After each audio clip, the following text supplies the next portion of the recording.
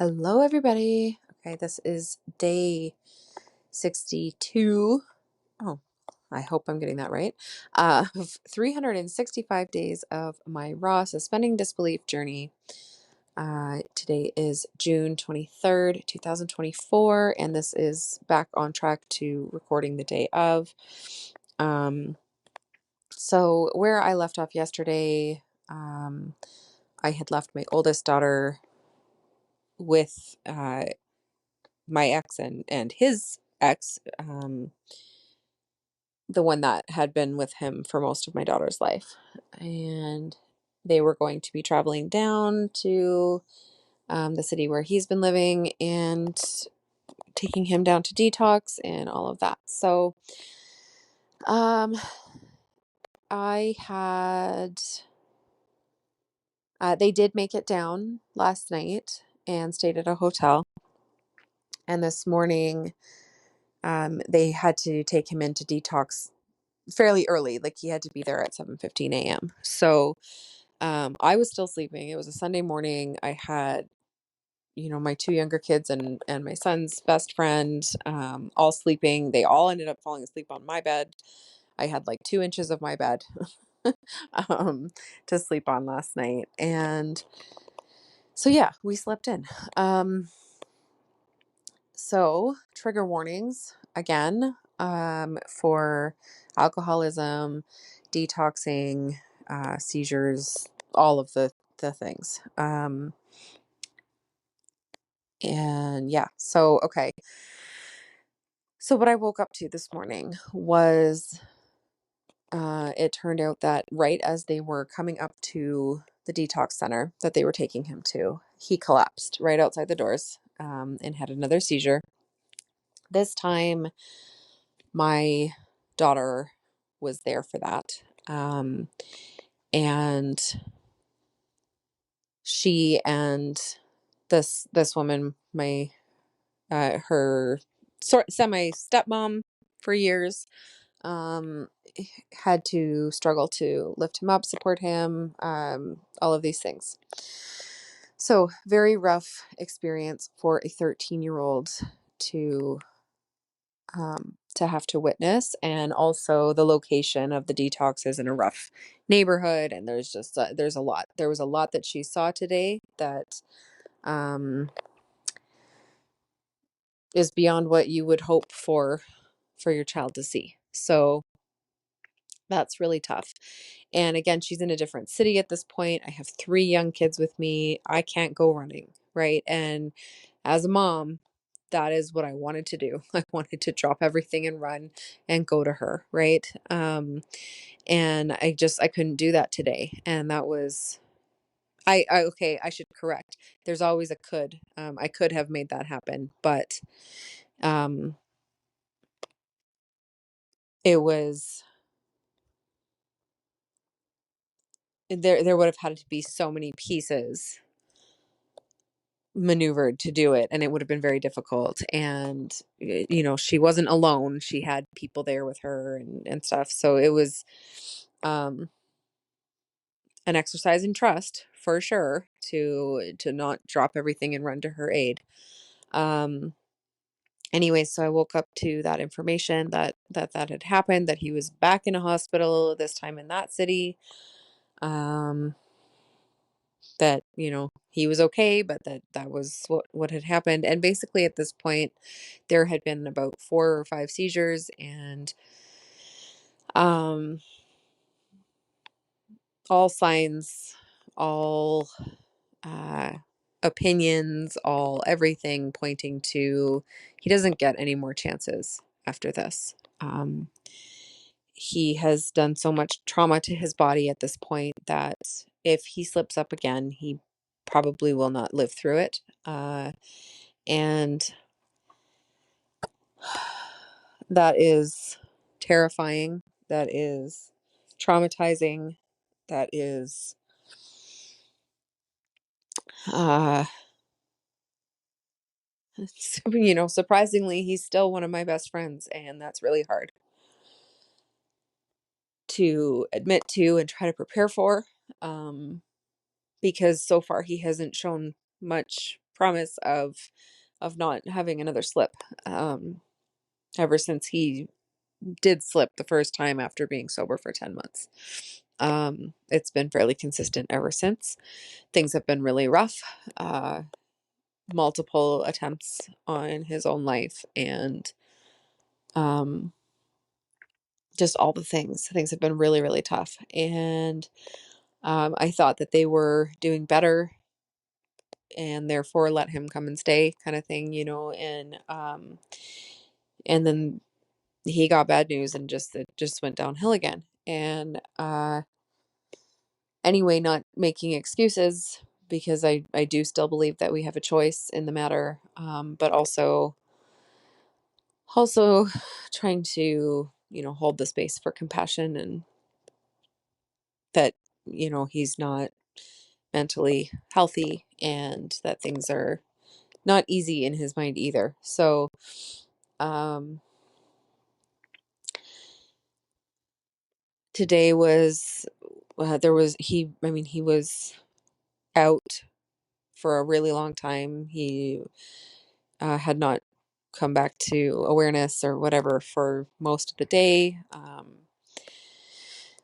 This afternoon, I had a conversation with his dad, who was there, discussing whether Cadence should just be brought home or um, stay a little longer for him to be released again and try again for the next morning to be taken to detox, and all of these things. And um, it had basically been decided that she would just come home, but that depending on the situation with, like, when he was released from the hospital, and if it was going to be another overnight in a hotel, and all of these things, that she might stay a little bit longer to say goodbye.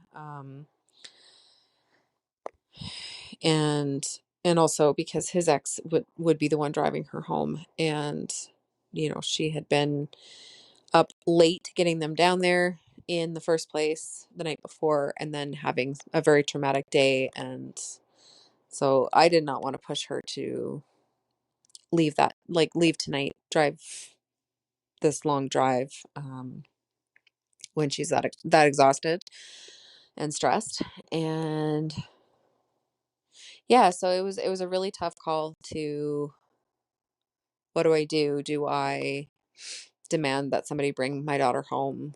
Do I trust that she's seen the worst, and that really the only worst scenario that it could be would be if he were to pass away? And in that case, as traumatic as that would be, I think I probably would want her to at least be able to say goodbye, or see that that had happened, and have the um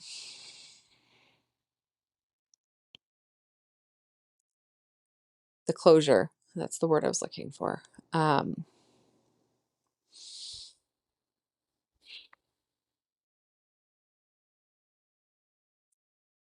I will say it's very hard to suspend disbelief when you're feeling like there's no hope for a situation. And not that there's no hope for my success, but that there's very little hope for his, and that's heartbreaking.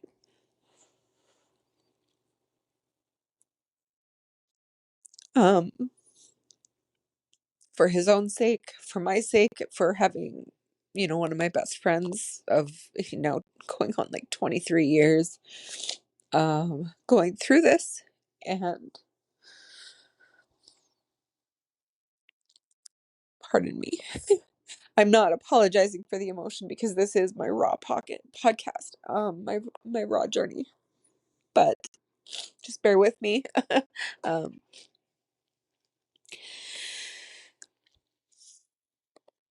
but especially hard knowing that my daughter is down there, and I just want to hold her in my arms and tell her it's going to be okay, even though I don't know that it's going to be okay.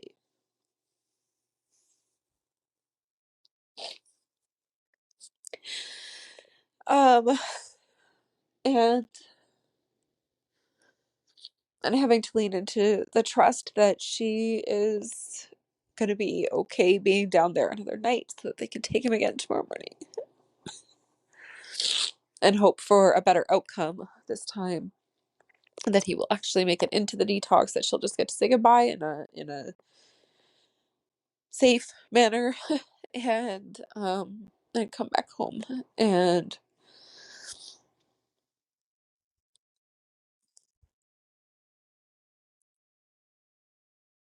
holding space for this throughout the day while having my two younger kids and their friend, and um he left partway through the day and everything, but just it it was my Sunday with my younger kids, which is one in three that I get, and I allowed it to still be a free flowing, playful, we just did what we felt like doing all day. And I didn't, dump them off on someone else so that I could go drive down and go get my daughter. And uh that was not an easy choice to make this time. So yeah. Um I do trust that I can help my daughter through whatever comes, that I will be here for her after the fact, and it's just really hard not holding her in my arms right now. So that is um that is the real and raw of today. There's definitely a lot of disbelief to be suspended today. So um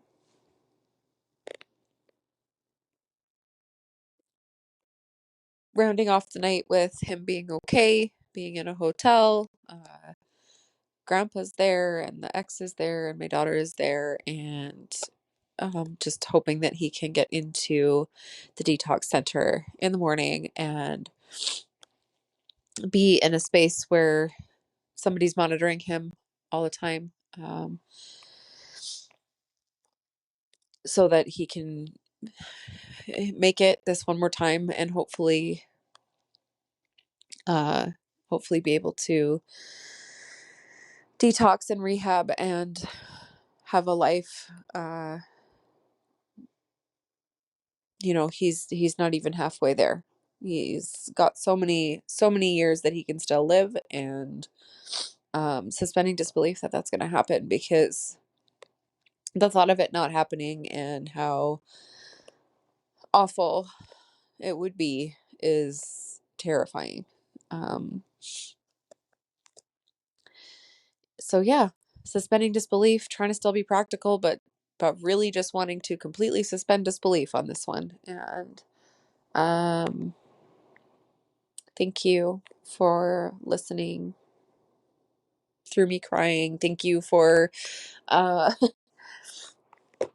for trusting yourselves to suspend disbelief. Thank you for having, being here, because it gives me the reason to keep on coming back and reflecting and keep on um tapping into what's needed, and keep me focused on choosing to feel how or choosing to feel what I want to create, so that I am being intentional with all of my thoughts and choices and words and actions, through all situations, legitimately the most extreme situations, and just